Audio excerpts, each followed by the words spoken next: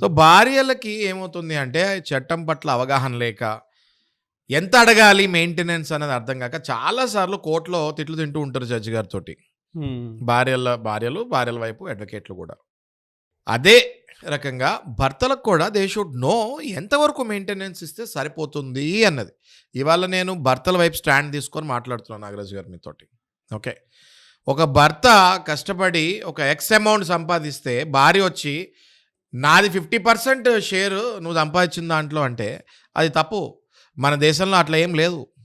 మీరు Canada, US బయట దేశాల్లో కొన్ని చట్టాలు ఉన్నాయి. ఏ ఆస్తున్నా కూడా అది 50-50 పంచుకోవాలని. కానీ మీరు మర్చిపోతున్నారు, కెనడా, యుఎస్లో భార్యలు ఏమి ఖాళీగా ఇంట్లో కూర్చోరు, వాళ్ళు కూడా పనిచేస్తూ ఉంటారు. రైట్.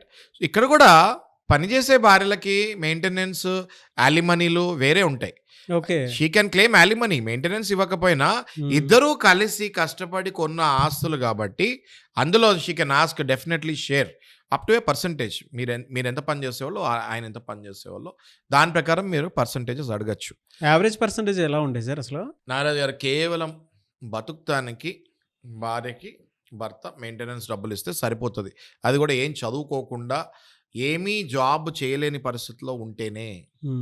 జాబ్ చేసే పరిస్థితిలో ఉండి చదువుకున్న అమ్మాయి ఉంటే మెయింటెనెన్స్ పెద్దగా ఇచ్చే అవసరం ఉండదు. ఆమెకు జాబ్ వచ్చే వరకు పలానా ఇన్ని రోజుల వరకు, ఇన్ని నెలల వరకు నేను సపోర్ట్ చేస్తాను అని మనం కోర్టులో వాదించవచ్చు.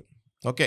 Section 125 CrPC, section 25 of Hindu marriage act ఇవన్నీ కూడా ఏం చెప్తుంది అంటే భార్య పిల్లలు అన్నాక బాధ్యత కరెక్టే, కానీ అట్ ద సేమ్ టైం భార్యకి పిల్లలకి కూడా ఒక లిమిట్ ఉంటుంది.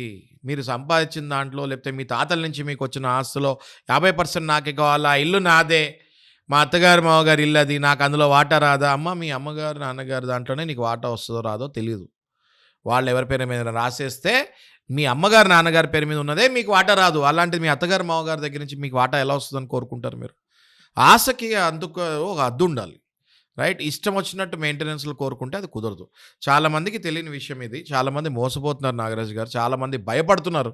ఇంకో విషయం చెప్తే వినండి. మీకు మెయింటెనెన్స్ వేసినప్పుడు వీళ్ళు ఏం చేస్తారంటే డొమెస్టిక్ వైలెన్స్, 498A ఇవన్నీ వేస్తారు.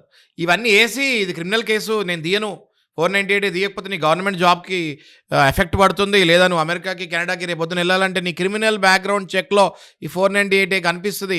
నాకు ఇంత మెయింటెనెన్స్, ఇంత యాలిమనీ ఇస్తేనే నా కేసు విత్డ్రా చేసుకుంటానన్నది ఇవాళ ఫ్యాషన్ అయిపోయింది. పెద్ద ఫ్యాషన్ అయిపోయింది అది.